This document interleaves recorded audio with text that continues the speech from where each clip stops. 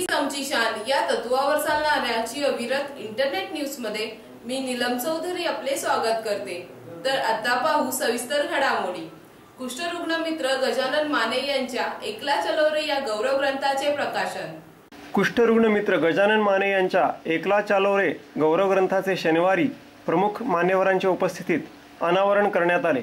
त्यावेळी डोंबिवलीचे आमदार रवींद्र चव्हाण, महापौर कल्याणी पाटील, उपमहापौर राहुल दामले, ज्येष्ठ पत्रकार सुधीर जोगळेकर आदी मान्यवर उपस्थित होते।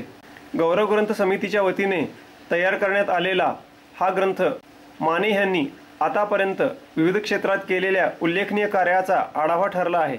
याचबरोबर गजानन माने यांनी लिहिलेल्या सावली या पुस्तकाचेही प्रकाशन यावेळी करण्यात आले। माने ज्या वेळी महापालिकेत यायचे तेव्हा ते कुष्ठरोगांचे प्रश्न घेऊनच यायचे। त्यांची कुष्ठरुग्णांसाठी असलेली तळमळ पाहता त्यांनी मांडलेली रुग्णालयाची संकल्पना प्रत्यक्षात साकारण्यासाठी हनुमाननगर कुष्ठरुग्ण वसाहतीत 25 खाटांचे रुग्णालय उभारण्यात येणार असून यासाठी महापालिकेने अर्थसंकल्पात 50 लाखाची तरतूद केली आहे, अशी ग्वाही महापौर कल्याणी पाटील यांनी यावेळी दिली। यावेळी विनय माणेरीकर यांनी प्रास्ताविक मांडले आणि माने यांना कल्याण डोंबिवली महापालिकेने जीवन गौरव पुरस्काराने सन्मानित करावे अशी इच्छा त्यांनी व्यक्त केली। मी कसा घडलो कसा वाढलो हे गौरव ग्रंथातून पाहायला मिळणार आहे। मी कोणी मोठा व्यक्ती नाही, मी काही मोठे कार्य केलेले नाही, मी एक सैनिक आहे आणि सैनिकाचे कार्य मी नेहमी सुरूच ठेवीन, असे मत सत्कारमूर्ती माने यांनी या कार्यक्रमावेळी केले। सरफराज सय्यद या फेरीवाल्यावर कल्याण येथील बैल बाजार चौकात गोळीबार। सरफराज सय्यद या फेरीवाल्यावर कल्याण येथील बैल बाजार चौकात फायरिंग घडल्याची घटना 4 वाजता घडली। कल्याण स्कायवॉकवर बसण्याच्या जागेवरून फेरीवाल्यांमध्ये वाद झाला होता, त्यातून फायरिंग झाल्याचे पोलिसांनी सांगितले। जीवन शिरसाट हा फेरीवाला आणि त्याचे सहकारी या फायरिंग मागे असल्याचे बोलले जाते। सुमारे 150 कोटी रुपये खर्च करून कल्याण डोंबिवली महापालिकेने नागरिकांच्या सुविधेसाठी स्कायवॉक बांधला आहे। मात्र या स्कायवॉकवर फेरीवाल्या माफियांचा कब्जा असून मुंबई ते बदलापूर येथील कुठल्याही स्कायवॉकवर फेरीवाला म्हणून बसायचे असल्यास या फेरीवाले माफिया, महापालिका अधिकारी आणि रेल्वे पोलीस यांना दरमहा हप्ता दिल्याशिवाय बसता येत नाही। कल्याणमध्ये सरफराज सय्यद हा फेरीवाल्यांच्या माफियातील कडी मानली जाते। कल्याणच्या स्कायवॉकवरती असणाऱ्या फेरीवाल्यांच्या मध्ये काही भांडणं होऊन आज संध्याकाळी वलीपीर चौकामध्ये एक सरफराज म्हणून आहे त्याच्यावर फायरिंग करण्यात आलेलं आहे। त्याला इथं फोर्टिस हॉस्पिटलला आणण्यात आलेलं आहे। त्याची तब्येत चांगली आहे असं डॉक्टर सांगतात। त्याच्यावरती उपचार चालू आहेत आणि आम्ही यामध्ये कोण गुन्हेगार आहे त्याचा तपास करत आहोत। त्यासाठी तपासात माहिती मिळते आहे। आतापर्यंत आम्ही 4 पथकं तयार करून पाठवलेली आहे।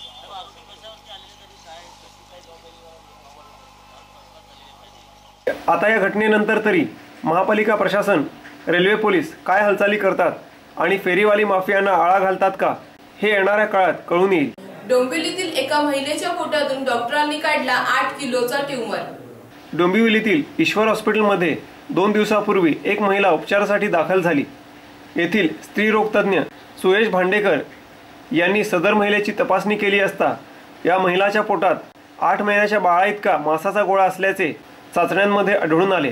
त्यानंतर भांडेकर यांनी शल्यविशारद विनीत पाटील यांच्या मदतीने सदर महिलेवर 2.5 तास शस्त्रक्रिया करून सदर महिलेच्या पोटातून 8 किलोचा ट्यूमर म्हणजेच मांसाचा गोळा काढला। आता त्या महिलेची तब्येत सुधारत असून एवढा मोठा ट्यूमर एखाद्या महिलेच्या पोटातून यशस्वीपणे काढल्याबद्दल डॉक्टरांचे सर्व स्तरातून कौतुक होत आहे। धकाधकीच्या जीवनात प्रत्येकजण आपल्या शरीराकडे दुर्लक्ष करीत असल्याने त्यामुळे असे आजार होत असल्याचे स्त्रीरोगतज्ञ सुयश भांडेकर यांनी यावेळी सांगितले। तिला पोटामध्ये गाठ झाली असं मला सांगण्यात आलं होतं।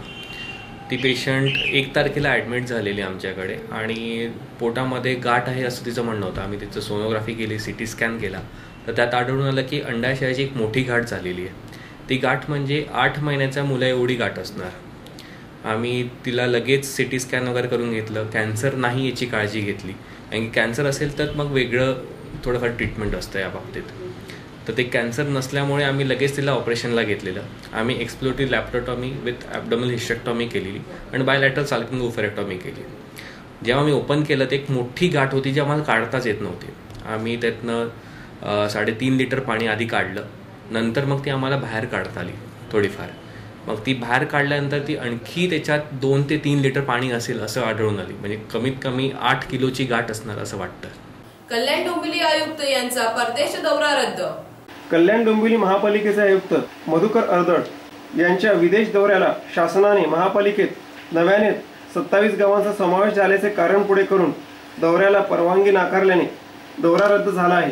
जागतिक स्तरावरील वाहतूक क्षेत्रातील परिवहन शिबिरासाठी इटलीमधील मिलान शहरामध्ये 2 दिवसीय शिबिरासाठी आयुक्त परदेशी जाणार होते.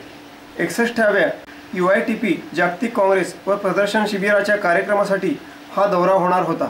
तर याचबरोबर हे बातमीपत्र संपले. नमस्कार.